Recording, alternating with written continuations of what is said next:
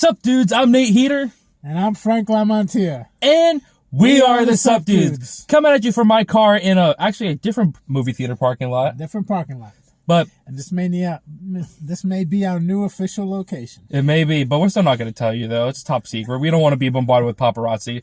Exactly. But, like I said, we're in a movie theater parking lot. That can only mean one thing. Say it with me, everybody.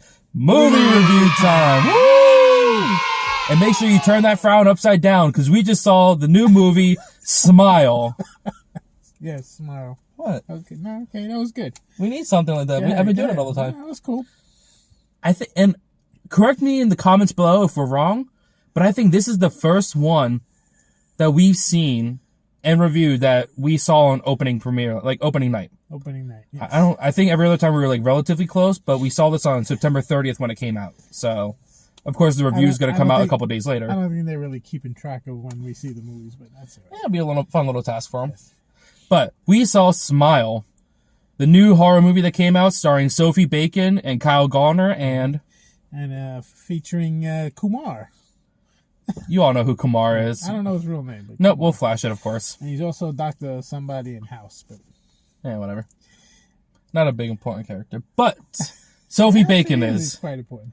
And think of this movie as what? Bird Box and The Ring mixed together. Actually, Bird Box, interesting. Yeah, I was thinking about The Ring, and there's another similar movie. I forgot the name of it. But you'll understand when you see it. Yeah, so it's about, things happening after a certain amount of time and things like that. Some entities following her. It's almost like another It Follows, too. Yeah, I don't recall It Follows. I didn't like it, so I don't remember too much of it. Yeah, I mean, if you've seen It Follows, it's kind of like that premise, too. It's like a mix of a bunch of different horror movies together. But usually when movies are mixed together kind of like that, it's not good. This one was good. It was very interesting. And you know how we feel about horror movies. We're going to rip it apart, no pun intended. Let's jump right in. You're not really a fan of modern horror movies, so let's give it to you. It's not that I'm not a fan.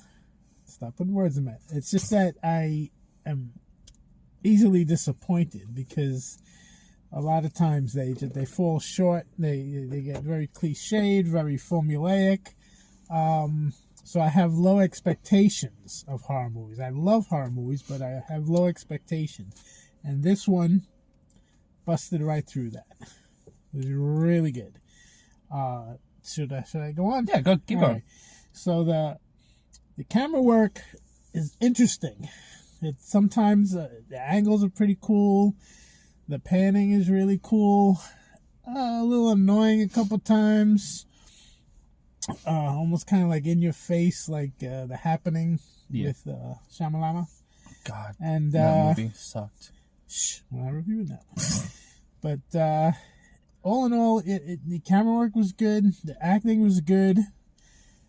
A couple of jump scares that really got me. Oh, yeah. Got me really good. And usually you see them coming.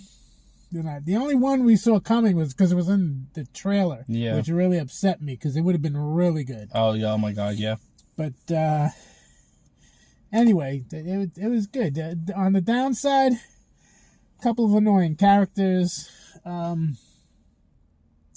was pretty much a couple of illogical things, but not a deal breaker. It was a really, really good movie. So, because he started off with camera work, I'll start off with camera work too. Some shots were interesting, but the more I thought about it as I was watching, it made sense, especially because there were some times where it was like upside down. Yes. And I think a lot of it was because like you don't know what's right anymore throughout the movie.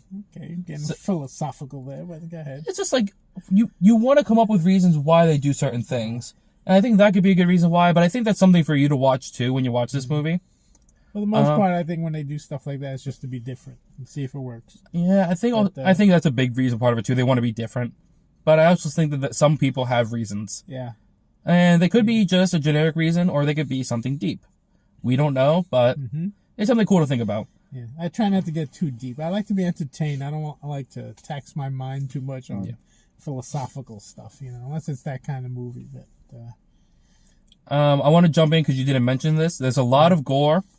and a lot of like special effects. I'm surprised they didn't mention that. I No. love gore. It was a lot of gore, a lot of special effects. I'm thinking it's like a lot of it. All right. I don't want to say it's not nonstop gore like a slasher film. No. But when it does happen, it's really gory. Yeah. Yeah. And I'm watching the special effects on there, and I want to say there was a good amount of practical special effects along with CGI, of course. Mm-hmm. But I liked how they were able to use both. Yeah. And there's a bunch of different ones that you will see, and it just like makes you want to like turn away because of how gory it is, and it can get pretty like intense. Love it. Yep. For our weaker stomach fans. Yeah. Acting was good, like he said, especially with a lot of people having to play, like having to flip their character. And again, you'll understand what that means. Makes more sense when you watch the movie. But having to flip like on a dime, and it's just like they're able to do it, and there's no real like I don't want to say it's. You could definitely tell it's two different characters played by the same person. If that makes sense. So that was really good. It's hard to do that, so they pulled that off pretty well. Pulling off Crazy is also hard to do, and I loved Sophie Bacon in it. I've never seen her in anything else, but if she's this good in this horror movie, I want to see her in other things too. Storyline was kind of interesting at times.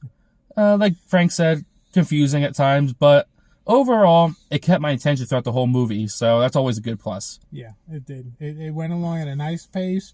Even the slow parts weren't boringly slow. They were good breathers, actually. Yeah, and you needed some breathers in this one. But just all around good movie. And I think my favorite part about this movie was just that you didn't know what was real and what was fake. Yeah, at one point you started to question a lot of stuff. Because you were wondering, like, and again, this all makes sense. Watch the movie, of course. But there were times where I thought something was real, but it was fake. So I thought something was fake, it turned out to be real. Mm-hmm. And, like, a lot of times you can usually tell when it's going to happen, when it's going to be real or fake. But this one caught me off guard, and it was just something interesting. It was very refreshing. Absolutely. Very refreshing. And I have nothing else to say. Love this movie. I honestly, I watched the trailer, and Frank and I both said, like, because we talked about the jump scare that got ruined. Mm-hmm. We said we thought it was going to be another nun incident, where the best part of the movie got ruined in the trailer. It was the only good part of the movie. Yeah, but no, they gave us much more. Absolutely. So, with that being said, let's jump into the ratings. Go right ahead. So, I think this is going to be like another movie where I can call it movie of the year, but I don't want to call this movie of the year. I'm crazy. You know. I still love Black Phone. All right. Black Phone was good. Black Phone was good. But Smile was good. Yeah. If I had to pick which one of those was my favorite, though, I think I got to give the edge to Ethan Hawke and Black Phone, but not by much. Smile gets a 9 from me. Oh, that's funny because I was going to give it a 9 also. I don't remember what I gave it, Black Phone, but I didn't want to go too high because, I want to leave some room at the top. But I would give this a solid 9, only because a couple of point spots, it just like pissed me off. But like I said, it's not a deal breaker. So a 9. Let's leave it at a solid 9. All right. Well, our average score. That's going to be a 9 out of 10. Flash the top 10 right now. And what's interesting is that, if I remember this correctly, because I do all this stuff in post-production, our top 3 movies are like our last 3 watched movies. Probably, yeah. Because we started Black off with Phone, some clunkers. Oh my god. We had like Black Phone, it's like I think number 1. Smile or Top Gun Maverick might be number 2, and then the other one might be number 3. Mm-hmm. Unfortunately, we did see Nope in between all that. Yeah. So the streak got ruined. But 3 out of 4 ain't bad. Yeah. Especially when those 3 are now in our top 3, basically. Mm-hmm. Yep. Do we recommend this movie? Yeah. Oh, absolutely. Big screen. Big screen. You got to hear it loud. You got to see it big. Absolutely. It's really good. Well, I think that just about does it for us. It's been a while since we've done one of these. Yeah, it's been a while. But it's a good one. With that being said, I'm Nate Heater. And I'm Frank Lamontia. And we are the Sup Dudes. So long. Take care and keep smiling. I'm going to be afraid of anyone who smiles now. It's just going to be stuck in my mind for so much now.